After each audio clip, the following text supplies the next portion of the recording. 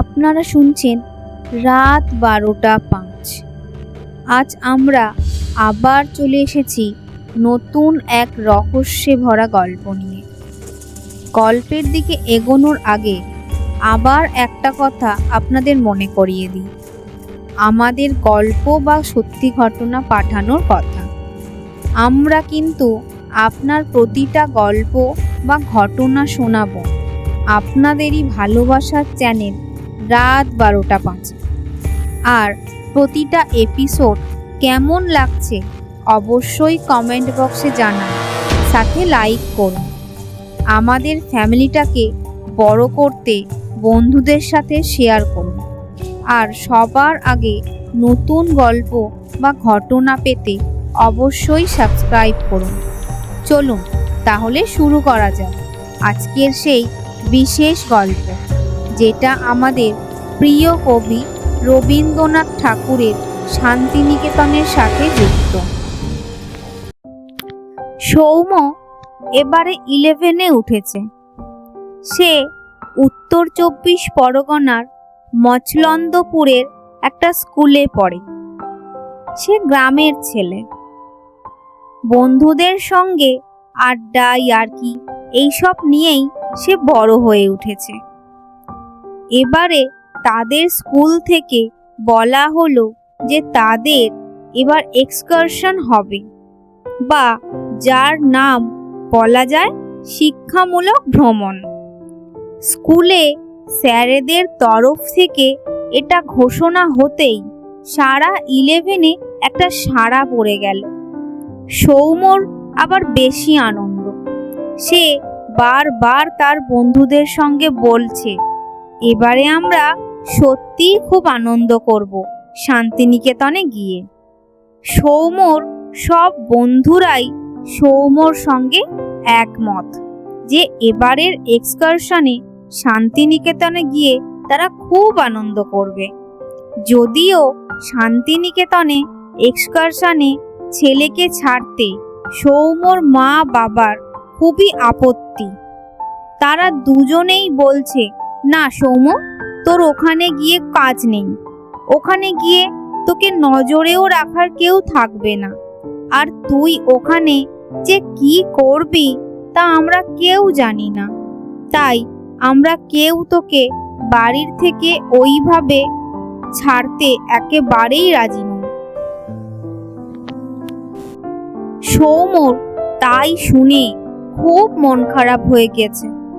তার বন্ধুরা সবাই যাচ্ছে শান্তিনিকেতনে, কিন্তু তাকে যদি তার বাবা মা না ছাড়ে তাহলে তো তার আর যাওয়া হবে না।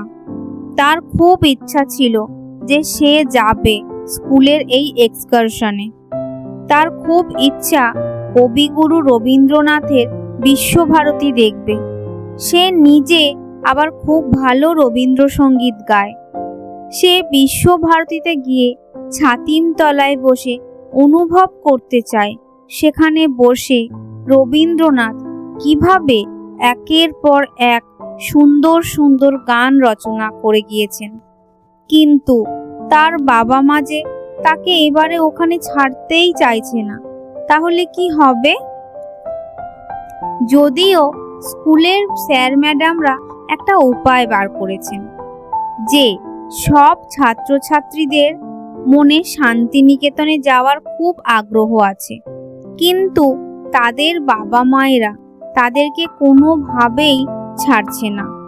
তাদের জন্যে স্কুলের স্যারেরা ম্যাডামরা তাদের বাবা মায়েদের সঙ্গে বসে কথা বলবেন, বোঝাবেন যে তারা দায়িত্ব নিয়ে তাদের যেমন নিয়ে যাচ্ছেন তেমনই সেখানে গিয়েও দায়িত্ব নেবেন। কিন্তু সৌম তার বাবা মাকে কোনোভাবেই রাজি করাতে পারছে না স্কুলে স্যার ম্যাডামদের সঙ্গে গিয়ে যাতে তারা একটু কথা বলে। শেষ পর্যন্ত তার বাবা মা রাজি হলো স্কুলে যাওয়ার জন্য। সেখানে যখন সৌমর স্যার ম্যাডামরা তাদের এবং তাদের মতো অন্য অনেক বাবা মায়েদের বোঝালেন যে তারা শান্তিনিকেতনে গিয়ে তাদের ছেলে মেয়েদের ঠিক খেয়াল রাখবেন। তখন তারা অনেকটা হলেও আশ্বস্ত হলেন। সৌম্যর বাবা মাও রাজি হলো সৌম্যকে স্কুলের এক্সকারশনে পাঠানোর জন্যে। সৌম্যর এখন আনন্দ দেখে কে? সে তার বন্ধুদের সঙ্গে পরিকল্পনা করছে কিভাবে তারা শান্তিনিকেতনে গিয়ে ঘুরবে। শান্তিনিকেতনে যাওয়ার যত দিন এগিয়ে আসছে ততই তাদের মধ্যে উত্তেজনা ক্রমশ বাড়ছে। তাদের গোছগাছ চলছে। সৌম্যর বাবা মা তাকে ছাড়তে রাজি হলেও এখন তাদের মনে পুরো আশঙ্কা কিভাবে তাদের ছেলে বাইরে গিয়ে একা থাকবে। বারবার তারা সৌম্যকে বলে দিল, সৌম্য, তুই শান্তিনিকেতনে গিয়ে কোনোভাবেই স্যার ম্যাডামদের অবাধ্য হোস না যেন। তারা যেটা বলে দেবে সেই অনুযায়ী চলবি। সৌম্য ঘাড় নাড়িয়ে সেটায় সম্মতি জানালো। সে অবশ্যই ওখানে গিয়ে তার স্যার ম্যাডামদের সব কথা মেনে চলবে। এমনিতে সৌম্য খুবই শান্ত আর বাধ্য ছেলে। সব সময় সে তার বাবা মা আর তার স্কুলের স্যার ম্যাডামদের কথা মেনে চলে। তাই সৌম্যকে নিয়ে এমনিতে তাদেরও খুব একটা চিন্তা একেবারেই নেই। আর সৌম্য রবীন্দ্রনাথের ভক্ত, তাই সৌম্য শান্তিনিকেতনে গেলে অবশ্যই লাভবান হবে সব দিক থেকেই, এটা নিশ্চিত। সৌম্যরা খুব আনন্দ করতে করতেই শান্তিনিকেতনের ট্রেনে চেপে বসল। বন্ধুরা সবাই মিলে ট্রেনে গল্প করছে। তাদের স্যার ম্যাডামরাও তাদের সঙ্গে অনেক গল্পগুজবে মেতেছেন। সাগর স্যার তাদের সবার খুবই প্রিয়। স্যার সবার সঙ্গে বলছেন, তোমরা বলো তো শান্তিনিকেতনে গিয়ে তোমরা ঠিক কি কি দেখতে চলেছ? স্যারের কথা শুনে সৌম্য, সুধীর, প্রিয়া, গাড়ি সবাই ওর মুখের দিকে তাকাচ্ছে। তারা ওই বিশ্বভারতী ছাড়া শান্তিনিকেতনে যে অন্য কিছুও দেখার আছে তা কোনোভাবেই জানে না। তবুও সৌম্য নিজে বলল, স্যার, আমরা তো শান্তিনিকেতনে গিয়ে বিশ্বভারতী দেখব। সেটাই তো শান্তিনিকেতনের সব থেকে ভালো দেখার জায়গা। আর এছাড়া পৌষ মেলার মাঠ বা এই ধরনের শান্তিনিকেতন সংলগ্ন আরও কিছু। সৌম্যর কথা শুনে সাগর স্যার বললেন, হ্যাঁ সৌম্য, তুমি ঠিক কথা বলেছ, কিন্তু আমরা শান্তিনিকেতনে গিয়ে শুধু রবীন্দ্রনাথের বিশ্বভারতী দেখব না, তার সঙ্গে আমরা অবশ্যই এখনকার শান্তিনিকেতনের অন্যতম বড় আকর্ষণ কোপাই নদীর ধারে সোনাঝুরির হাটও দেখব। সেখানে তোমরা পাশের আদিবাসী গ্রামের অনেক কিছু যেমন কিনতে পারবে তেমনি দেখতেও পারবে। আদিবাসী সাঁওতালদের নাচ, গান, আরো অনেক কিছু। সেটা শুনে সবার মধ্যে খুবই আনন্দ। তাদের মনের মধ্যে উত্তেজনার পারদ যেন আরো বাড়ছে। আর কয়েক ঘন্টার মধ্যে তারা শান্তিনিকেতনে পৌঁছে যাবে। আর তারপর তারা সেখানে কবিগুরু রবীন্দ্রনাথের স্মৃতি বিজড়িত বিশ্বভারতী বিশ্ববিদ্যালয় দেখতে পাবে। এটা ভাবতেই তাদের সবার শরীরেই যেন কাঁটা দিচ্ছে। সৌম্যরা বোলপুর স্টেশনে পৌঁছে ওখান থেকে টোটো ধরে তাদের যে হোটেলে বুকিং ছিল সেখানে পৌঁছে গেল। সবাই যে যার হোটেলের ঘরে গিয়ে নিজেরা ফ্রেশ হয়ে নিল। সেদিনকে আর বিশ্বভারতী নয়, টুকটাক ঘুরে নেওয়া বিকেলের দিকে, আর পরের দিন সকালবেলা তাদের গন্তব্য হবে বিশ্বভারতী। পরের দিন সকালবেলা তারা সবাই খুব আগ্রহ নিয়ে বিশ্বভারতী ঘুরে দেখল। সত্যি কবিগুরু রবীন্দ্রনাথের স্মৃতিবিজড়িত বিশ্বভারতীর প্রাঙ্গণে ছাতিম গাছের তলা দিয়ে ঘুরে বেড়ানোর অভিজ্ঞতা একেবারেই আলাদা। এই স্মৃতি তাদের বলা যায় একেবারে সারা জীবনের এক বড় অর্জন হয়ে থাকলো। প্রত্যেক ছাত্রছাত্রী তাদের এই ভ্রমণে খুবই উৎফুল্ল। রাজু সৌম্যকে বলছে, সৌম্য, তোর বাবা মা যদি তোকে শেষ পর্যন্ত এখানে না আসতে দিত তাহলে তুই কত কিছু মিস করতিস বলতো।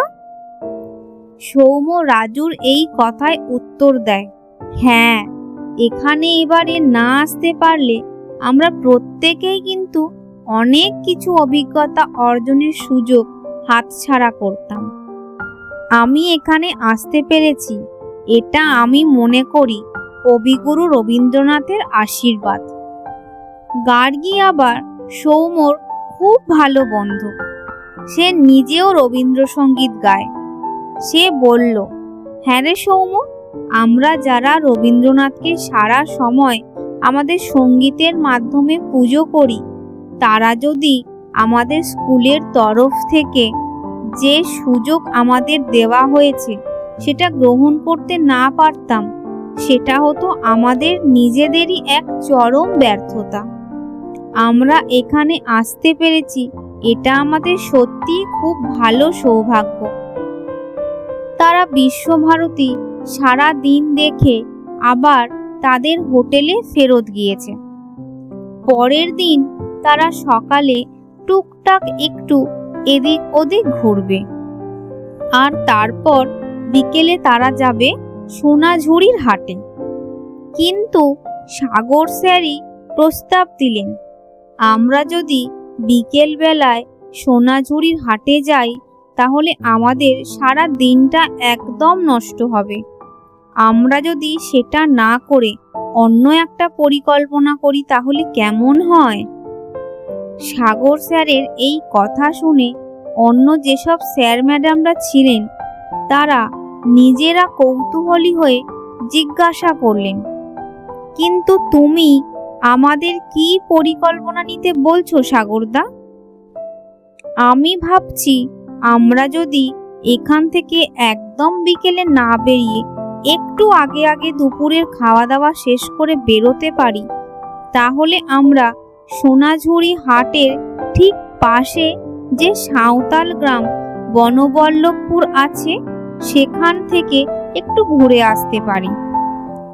সাগর স্যারের এই প্রস্তাব সব স্যার ম্যাডামদেরই খুব মনে ধরল। তাই তারা ঠিক করলে সাগর স্যার যে প্রস্তাব দিয়েছেন সেই মতোই দুপুরের খাওয়া একটু আগে খেয়ে বেরিয়ে পড়বে সাঁওতাল গ্রাম বনবল্লভপুরের দিকে। আর সবাই সেটা খোঁজ নিয়ে জেনে নিয়েছে যে সেই গ্রাম সোনাঝুরি হাটের একেবারে গায়েই অবস্থিত। সেখানে বেশ অনেকক্ষণ থেকে তারা সোনাঝুরি হাট ঘুরে তারপর ফিরে আসতে পারবে। যেরকম ভাবা সেরকম কাজ। তারা সবাই দুপুরে খুব তাড়াতাড়ি খেয়ে নিয়ে বেরিয়ে পড়ল সোনাঝুরি হাটের ঠিক পাশেই সাঁওতাল গ্রাম বনবল্লভপুরের দিকে। হোটেল থেকে তারা কয়েকটা টোটো ভাড়া করে নিল ওখানে পৌঁছাবার জন্যে। তারা সবাই যখন সেই সাঁওতাল গ্রামে ঢুকবে তার আগেই সব ছাত্রছাত্রীদের তাদের স্যার ম্যাডামরা খুব ভালো করে বলে দিলেন, তোমরা এই গ্রামে গিয়ে কোনোভাবেই খুব চিৎকার চেঁচামেচি করবে না, আর তোমাদের নিজেদের একটু সাবধানে থাকতে হবে। তোমরা ওই আদিবাসীদের যাতে কোনোভাবে বিরক্ত না করো সেই ব্যাপারে। স্যার ম্যাডামদের এই কথা শুনে সবাই বলল, হ্যাঁ, আমরা এই সব কথা ঠিক মেনে চলব। তারপর তারা সবাই মিলে সাঁওতাল গ্রাম বনবল্লভপুরে ঢুকল। সেখানে সবারই একটা ধারণা ছিল যে সাঁওতাল গ্রাম মানে সেটা আদিবাসীদের গ্রাম, আর সেটা নিশ্চয়ই খুব একটা পরিষ্কার পরিচ্ছন্ন হবে না। কিন্তু সৌম্যরা যখন সেই গ্রামে ঢুকলো তখন সবারই একেবারে চোখ জুড়িয়ে গেল ওই সাঁওতাল গ্রামের পরিষ্কার পরিচ্ছন্নতা দেখে। সবাই সত্যি চমকে গিয়েছে। আর তাদের যেটা সব থেকে দৃষ্টি আকর্ষণ করছে সেটা হলো সেখানকার সব বাড়ির দেওয়ালেই কি সুন্দর মুরাল বা দেওয়ালে সুন্দর সুন্দর সব ছবি, অনেকটা ভাস্কর্যের মতো ফুটিয়ে তোলা। দেখলে সত্যিই খুব ভালো লাগে। আর তার সঙ্গে সুন্দর সুন্দর সব ছবি। সৌম্যরা সেই ছবিগুলি সবাই দেখতে দেখতে প্রশ্ন করল, এই মুরাল বা ছবিগুলো কারা এঁকেছে এখানকার সব বাড়ির দেওয়ালে? এই প্রশ্নের উত্তরে সাগর স্যারই জানালেন, এই সব মুরাল বা ছবিগুলো সব এঁকেছে এখানকার সাঁওতাল আদিবাসীরা। তারা প্রত্যেকেই খুব ভালো শিল্পী। সেই ভালো শিল্পী হওয়ার জন্যে তারা সবাই নিজেরা নিজেদের বাড়িতে এত সুন্দর সব ছবি আঁকছে, মুরাল তৈরি করছে। সত্যি সৌম্যদের সবারই খুব অবাক হওয়ার পালা। সাঁওতালদের সব কিছুতে এবার তাদের সবারই খুব আগ্রহ হচ্ছে। তারপর সৌম্যদের তাদের সাগর স্যার বললেন, হ্যাঁ, আর একটা কথা, সেটা হচ্ছে আমাদের সবার প্রিয় কবিগুরু রবীন্দ্রনাথ ঠাকুরও খুব পছন্দ করতেন এই সব সাঁওতালদের। তাদের বিশ্বভারতীতে অবাধ যাতায়াত ছিল। রবীন্দ্রনাথ তাদের খুবই ভালোবাসতেন। তাদের অনেক লেখাতেও সেই ছাপ রয়েছে। সাগর স্যারের এই কথায় সবাই আরো বেশি আগ্রহ হয়ে পড়ল সাঁওতালদের সব কিছু নিয়ে। সৌম্য নিজেই এবার প্রশ্ন করল, স্যার, আমরা কি এই সাঁওতাল গ্রাম নিজেরা একটু ঘুরে দেখতে পারি? অবশ্যই, তোমরা সেটা ঘুরে দেখতে পারো। নিজেরা যদি না ঘোরো তাহলে আর তোমাদের কিভাবে জ্ঞান হবে সবকিছু নিয়ে? স্যারের কাছ থেকে অনুমতি পেয়ে তারা সবাই ঘুরতে শুরু করলো। তারা সব সাঁওতালদের বাড়ি ঘুরে ঘুরে দেখছে। তাদের অনেকের সঙ্গেই আবার তাদের কথাও হচ্ছে। সাঁওতালরা অনেকেই তাদের সঙ্গে পরিষ্কার বাংলাতেই কথা বলছে। তারা কোথা থেকে আসছে, তাদের স্কুলের নাম কি, এইসব তাদের কাছে জানতে চাইছে। আবার ওদের সঙ্গে একটা সাঁওতাল ছেলে খুব ভাব হয়ে গিয়েছে। তার নাম মাধব।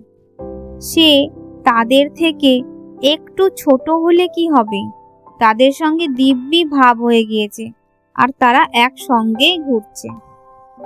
মাধব বলল, আমাদের সাঁওতালদের গ্রামে তোমরা এসেছো। তোমরা যদি আমাদের গ্রাম থেকে কিছু না নিয়ে যাও তাহলে কেমন লাগে বলো তো আমাদের? আমি চাই তোমরা আমাদের দেবতা মারাং বুরুর কাছে কিছু একটা চাও। তারপর তার আশীর্বাদ তোমরা সবাই নিয়ে যাও।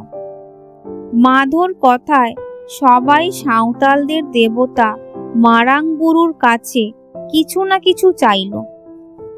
মাধো তাদের এটাও বলেছে যে তাদের গ্রামে কোনো অতিথি এলে আর তারা যদি সাঁওতালদের সঠিকভাবে ভালোবাসে আর তাদের পছন্দ করে তাহলে নিশ্চয় মারাং বুরুর কাছে কিছু তারা চাইলে সেটা মারাং বুরু পূরণ করেন। সৌম্যরা তো সবাই সাঁওতালদের গ্রামে এসে তাদেরকে পছন্দ করছে, তাদেরকে ভালোবাসছে, তাহলে নিশ্চয়ই তাদের চাওয়াও মারাং বুরু তার আশীর্বাদের মাধ্যমে পূরণ করবেন। তাই সবাই এবার তাদের মতো ভালো করে মারাং বুরুর কাছে কিছু না কিছু চেয়ে রাখল। তারপর দেখা যাক মারাংবুরু তাদের মনের ইচ্ছা পূরণ করে কিনা। এবারে অবশ্য তারা সবাই মাধোকে জিজ্ঞাসা করছে, মাধো, তোমাদের দেবতা মারাংবুরু কি আমাদের সবার সবকিছু ইচ্ছা পূরণ করবেন? ওদের এই কথা শুনে মাধো একটু হাসতে হাসতেই বলল, দেখা যাক, তোমরা তো সবে তার কাছে কিছু একটা চাইলে, এবারে একটু অপেক্ষা করো, তাহলেই বুঝতে পারবে তিনি তোমাদের চাওয়া পূরণ করতে পারবেন কিনা। মাধোর সঙ্গে তাদের সবার দেখা হয়ে যাওয়ার পরে সবাই খুব ভালো আগ্রহ পাচ্ছে এই সাঁওতাল গ্রামে এসে। মাধো তাদের আগ্রহ আরো বাড়িয়ে দিচ্ছে তাদের সাঁওতাল গ্রামের অনেক জায়গায় ঘুরিয়ে নিয়ে এসে। মাধো তাই তাদের কাছে খুবই প্রিয় হয়ে গিয়েছে। মাধোর কাছে সবাই খুব আবদার করছে, আমাদের তুমি একটু সাঁওতাল বাড়ির ভেতর ঘুরিয়ে দেখাও না মাধো। মাধো তাদের সেই কথায় সাড়া দিয়ে বলল, হ্যাঁ, তোমরা যখন অতিথি হয়ে এই গ্রামে এসেছো আর তার ফলে তোমরা আমাদের এই গ্রামে এসে সব ইচ্ছা বলতে পারো, আমি অবশ্যই আপ্রাণ চেষ্টা করব তোমাদের সব ইচ্ছা পূরণ করার। এই বলে মাধো তার পরিচিত কয়েকটা বাড়ির মধ্যে সেই সব বাড়ির মানুষদের অনুমতি নেওয়ার পরে তাদেরকে নিয়ে গেল। সবাই খুব ভালো করে দেখছে এই সাঁওতাল বাড়ির মধ্যে সবকিছু। সাঁওতাল বাড়ির মধ্যে অনেক কিছুই নতুন রয়েছে, সেই সব সৌম্যদের সবাইকে খুব আগ্রহী করে তুলছে সাঁওতালদের সব কিছু নিয়ে। সৌম্যর আবার সব কিছুতে খুব আগ্রহ, সে খুব মন দিয়ে সাঁওতাল বাড়ির সব কিছু খুব ভালো করে লক্ষ্য করছে। সেইভাবে দেখতে দেখতে সে একটা জিনিস বেশ কয়েকটা সাঁওতাল বাড়িতে লক্ষ্য করল, যে সেই সব সাঁওতাল বাড়িতে বেশ অনেকগুলো করে ছোট ছোট পুতুলের মতো কিছু রয়েছে, কিন্তু তাদের একেবারেই পুতুলের মতো দেখতে নয়, কেমন যেন একটা দেখতে, বলা যায় বেশ একটা বীভৎস ভাব আছে সেগুলোর সবকটার মধ্যে। তারপর সৌম্য বুঝতে পারছে যে সেই বীভৎস দেখতে পুতুলগুলো যেন কেমন একটা অস্বাভাবিক, সেগুলি যে ঠিক ছোটদের খেলার পুতুল নয় এটা সম্বন্ধে একেবারেই সুনিশ্চিত সৌম্য। সে তাই তার সঙ্গে থাকা বন্ধু গার্গীকে বলল, এই গার্গী, দেখ ওই পুতুলগুলো কিরকম একটা লাগছে না দেখতে। গার্গীও সৌম্যর কথায় উত্তর দিল, হ্যাঁ সত্যি খুবই বীভৎস দেখতে ওই পুতুলগুলোকে, কিন্তু সৌম্য, এই সাঁওতালরা তো নিজেরা সব সময় সবকিছুকেই খুব সুন্দর করে সাজায়, কিন্তু এখানে তাদের বেশ কয়েকজনের ঘরেই এই রকম বীভৎস দেখতে পুতুল সাজিয়ে রেখেছে কেন বলতো? আমি তো কিছুই বুঝতে পারছি না। সৌম্যর মাথায় এটা অবশ্যই খেলে গিয়েছে যে এর মধ্যে কিছু না কিছু একটা কারণ আছে, আর সেই কারণটা অবশ্যই তাদের সঙ্গে থাকা সাঁওতাল কিশোর মাধো জানে। তাই মাধোকে তাদের এই বিষয়ে অবশ্যই জিজ্ঞাসা করতে হবে। সৌম্য তাই মাধোকে জিজ্ঞাসা করলো, মাধো, তুমি আমাদের একটা কথা বলো তো, এখানে তো দেখছি অনেক বাড়িতে একেবারে ছোটদের মতো দেখতে কিন্তু একটু অদ্ভুত ধরনের এক পুতুলকে সাজিয়ে রাখা হয়েছে খুব যত্ন করে, এটার অর্থ কি সেটা কি বলতে পারবে? সৌম্যর এই কথা শুনে মাধোর চোখ মুখ মুহূর্তের মধ্যেই একদম বদলে গেল। এতক্ষণ যে বেশ ভালোভাবেই তাদের সঙ্গে মিশছিল, কিন্তু সৌম্য তাকে এই কথা জিজ্ঞেস করায় সে কেমন যেন একটা হয়ে গেল। তার চোখ মুখ দেখেই বোঝা যাচ্ছে সে বেশ এখন ভীত। তাকে চুপ করে থাকতে দেখে সৌম্য আবারও তাকে জিজ্ঞেস করলো, কি ব্যাপার মাধব? তুমি তো আমাদের ওই পুতুল নিয়ে কিছু বলছো না? তুমি কি জানো না এই নিয়ে? মাধব এইবার সৌম্যর কথায় বেশ গম্ভীর হয়েই বলল, না, ঠিক সেই কথা নয়। আসলে তোমরা আমাদের এই সাঁওতাল গ্রাম বল্লভপুরের অতিথি। তোমাদের আমরা অবশ্যই অতিথি হিসাবে আমাদের তরফ থেকে সম্পূর্ণ যত্ন করব।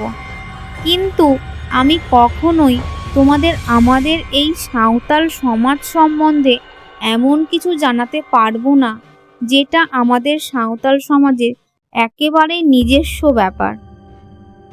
আর তাই তুমি বা তোমাদের মধ্যে অন্য কোনো কেউ এই পুতুলের বিষয় নিয়ে আমাকে জিজ্ঞাসা করো না। আমি এই নিয়ে কোনো কথা তোমাদের কোনোভাবেই বলতে পারবো না। তার মানে তুমি বলতে চাইছো এই ছোট ছোট পুতুলগুলো তোমাদের সাঁওতাল সমাজের একেবারে নিজস্ব কিছু ব্যাপার, যেটা নিয়ে তুমি আর বাইরের কারো কাছে কিছু বলতে চাইছো না, তাই তো? হ্যাঁ, একদম ঠিক। সেই মতোই আমরা আমাদের সমাজের সব রীতিনীতি মেনেই চলার চেষ্টা করি সব সময়। মাধব এই কথা বলার পরপরই আর যেন তাদের নিয়ে তেমন আগ্রহ দেখালো না। সে যেন মনে মনে হলেও তাদের এই ছোট ছোট পুতুল নিয়ে করা প্রশ্ন কোনোভাবেই নিজে মেনে নিতে পারেনি। এবারে সে যেন তাদের কিছুটা হলেও এড়িয়ে যাওয়ার চেষ্টা করতে লাগলো। সে তাই তাদের বলল, দুঃখিত, এবার আমার এখান থেকে বেরোতে হবে, আর তাই আমি আর তোমাদের সঙ্গে ঘুরতে পারবো না। এটা বলে মাধু আর তাদের কাউকেই কোনো কথা বলার সুযোগ না দিয়েই ওই সাঁওতাল গ্রাম বনবল্লভপুরের কোথায় যেন হারিয়ে গেল। তাকে আর ওরা কেউ চেষ্টা করেও খুঁজে পেল না। গার্গী সৌম্যকে বলল, সৌম্য, আমার মনে হচ্ছে কিছু একটা অস্বাভাবিক লাগছে মাধুর এই ব্যবহারের মধ্যে। যখনই তাকে ওই পুতুলের সম্বন্ধে জিজ্ঞাসা করা হলো, তখনই সে নিজেকে বেশ ভালোই আমাদের কাছ থেকে গুটিয়ে নিল। তারপর আমাদের কাছ থেকে একেবারেই দূরে চলে গেল, আমাদের আর কোনো প্রশ্ন করার সুযোগ না দিয়েই। গার্গীর কথায় সৌম্য বলল, হ্যাঁ, আমার এটা ভালোই নজরে পড়েছে। আমার এই সব কিছুই কেমন যেন রহস্যজনক মনে হচ্ছে। আমি এবার একটু চেষ্টা করি এই রহস্য উদ্ধারের জন্যে। তুই কিভাবে এই রহস্য উদ্ধারের চেষ্টা চালাবি সৌম্য? আমি প্রথমে আমাদের সাগর স্যারের কাছে এই বিষয়ে জিজ্ঞাসা করব। সাগর স্যারের আবার এই সব বিষয় নিয়ে অনেক আগ্রহ আছে, তাই তাকে গিয়ে জিজ্ঞাসা করতে পারলে কিছু তথ্য এইভাবে জানা যেতে পারে। হ্যাঁ, এটা তুই ঠিক বলেছিস সৌম্য। সাগর স্যারকে আমরা এই নিয়ে জিজ্ঞাসা করতে পারি। স্যার নিশ্চয়ই আমাদের এই বিষয়ে সাহায্য করতে পারবেন নানান তথ্য দিয়ে।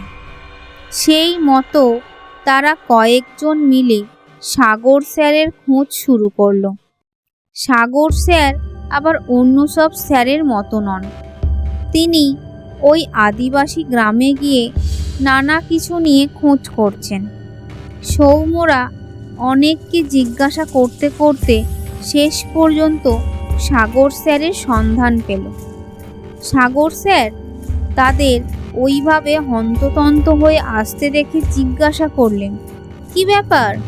আমার দলবল এখানে সাঁওতাল গ্রামে নিজেদের ঘোরাঘুরি ছেড়ে এইভাবে আবার আমার খুঁজে আসছে কেন? সাগর স্যারের এই প্রশ্ন শুনে অন্য কোনো কেউ কিছু না বললেও সৌম্য পরিষ্কার বলল, স্যার, আপনার কাছে আমাদের একটা বিষয় জানবার আছে। সাগর স্যার সৌম্যর এই কথা শুনে হাসতে হাসতে বললেন, বাহ, আমাদের সব ছাত্রছাত্রীদের দেখছি এই এক্সকারশনে নিয়ে এসে খুব উপকার হয়েছে। তারা এখানে এসে কৌতূহলী হয়ে স্যারদের সন্ধানে বেরিয়ে পড়েছে নতুন কিছু জানবার জন্যে। বলো, তোমাদের কি নিয়ে জানার এত আগ্রহ? স্যার, এখানে এসে আমরা এই সাঁওতাল গ্রামে সাঁওতালদের সঙ্গে খুব ভালো করে মিশেছি। এদের সব কিছু খুব ভালোভাবে জানার চেষ্টা করেছি।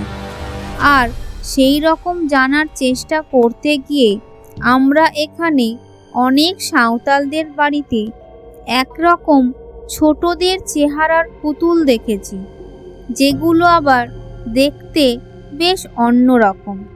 আর সেই পুতুলগুলো অনেক সাঁওতাল বাড়িতেই খুব যত্ন করে রাখা আছে।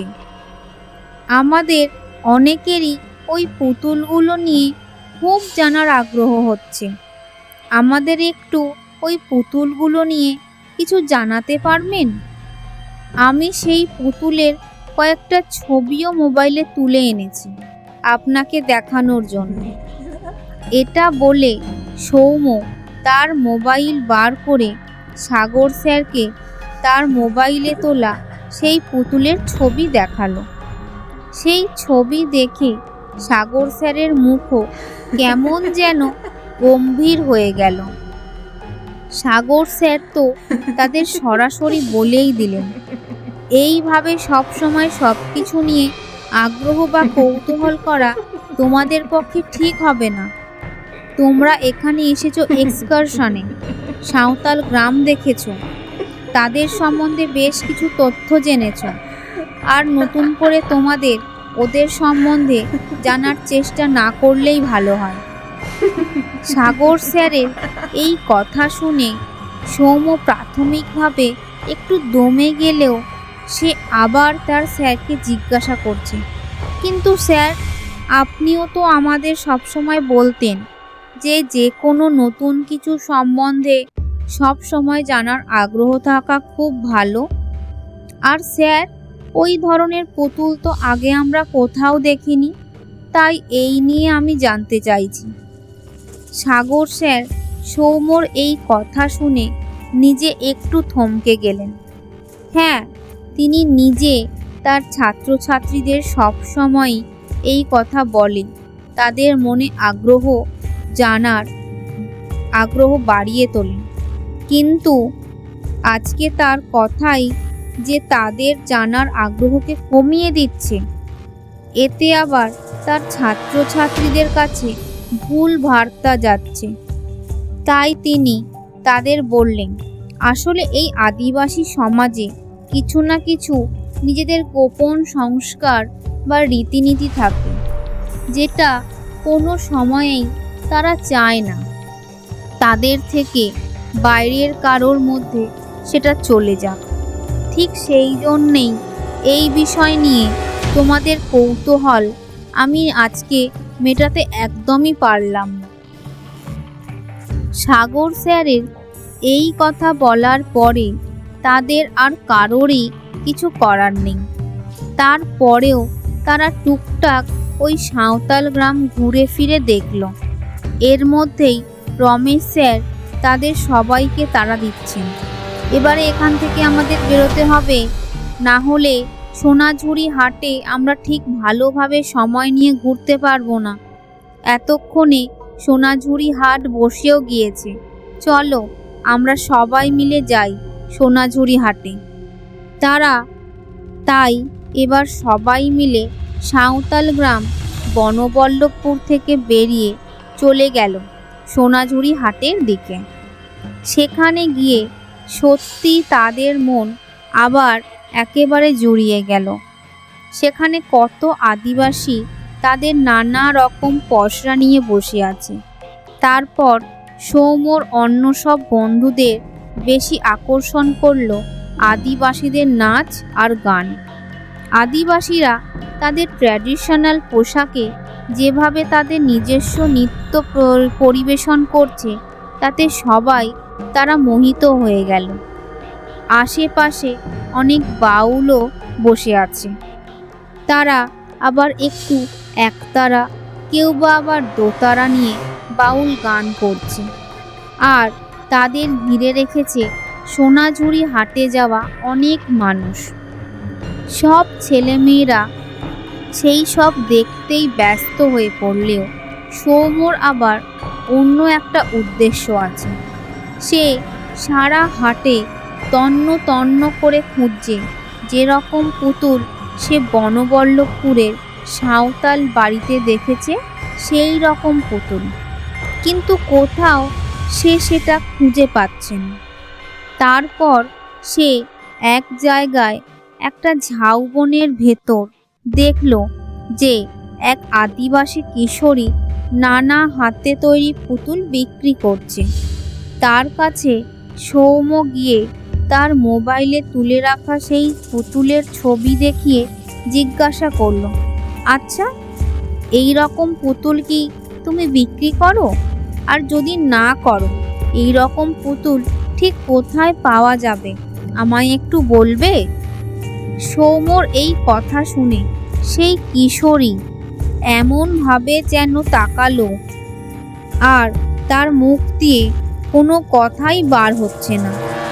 তার মুখ দেখে সৌম্য পরিষ্কার বুঝতে পারল এই পুতুলের কথা শুনে ঠিক যেমনভাবে মাধর চোখ মুখের অভিব্যক্তি বদলে গিয়েছিল, তাদের সাগর স্যারের চোখ মুখও বদলে গিয়েছিল, এই আদিবাসী কিশোরীরও ঠিক তাই ঘটল।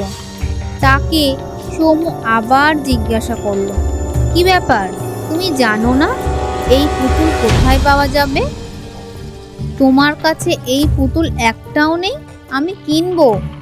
তুমি যা দাম চাইবে তাই দিয়েই আমি কিনবো। তুমি শুধু আমায় বলো কোথায় এই পুতুল পাওয়া যাবে। সৌম্যর এই কথা শুনে বারবার তার কাছে সৌম্যর ওই পুতুল চাওয়ার কথা শুনে সেই কিশোরী ওখান থেকে তার সব তল্পিতল্পা গুটিয়ে নিয়ে চলে গেল। যাওয়ার আগে সে শুধু একবার সৌম্যর দিকে তাকালো।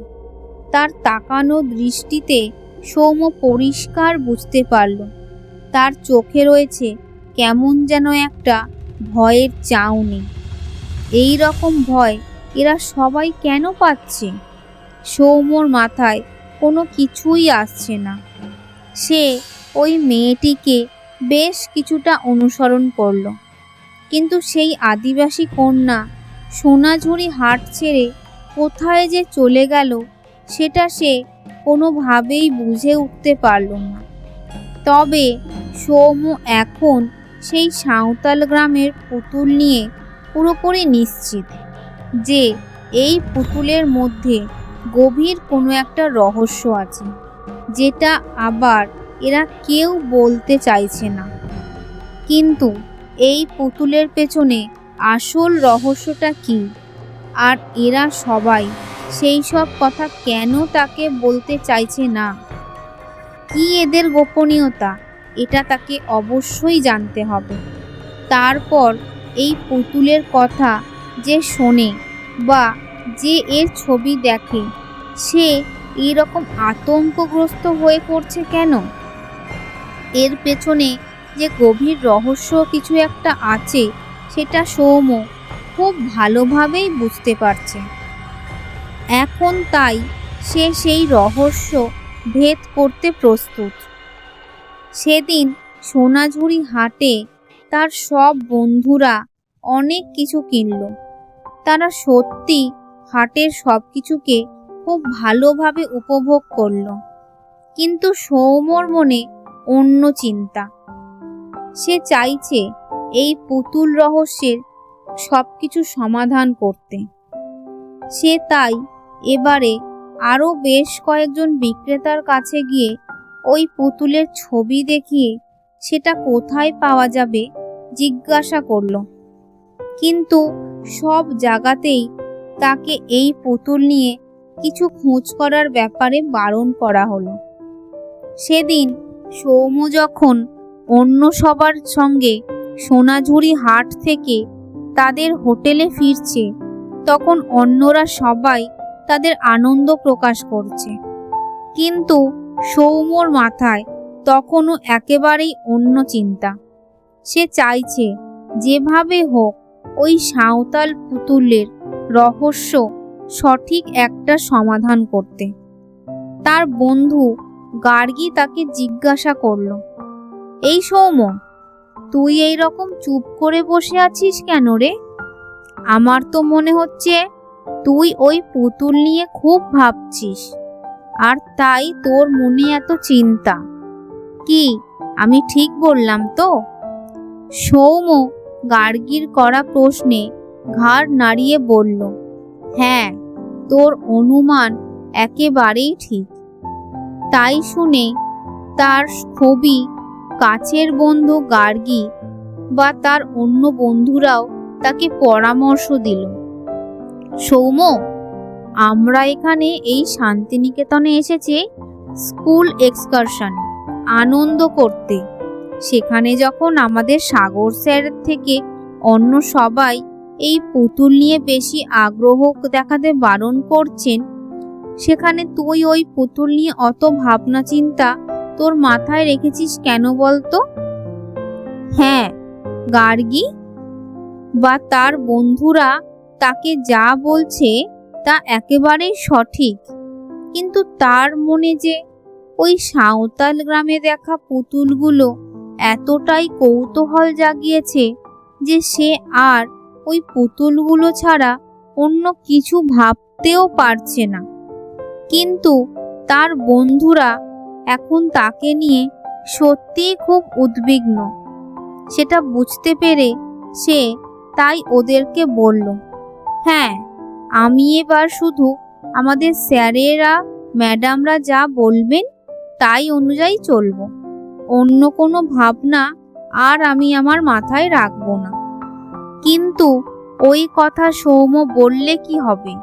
সে তার মনের থেকে ওই ভাবনা কোনোভাবেই দূর করতে পারবে না। এটা সে আবার খুব ভালো করেই জানে। আর যতক্ষণ সে এই নিয়ে কোনো সিদ্ধান্তে না আসতে পারে, ততক্ষণ তার মনে এই নিয়ে সব সময়ই একটা টানাপোড়েন চলবে। এটা খুবই স্বাভাবিক, কিন্তু বন্ধুদের সামনে তাকে চেষ্টা করতে হবে অন্তত সব কিছু স্বাভাবিক দেখানোর। আজকের মতো গল্পটা এখানেই শেষ করলাম। গল্পের পরের অংশ নিয়ে আসবো খুব তাড়াতাড়ি। তার আগে কিন্তু আপনাদের অবশ্যই জানাতে হবে গল্পটা শুনে আপনাদের মনে কৌতূহল জাগছে কিনা।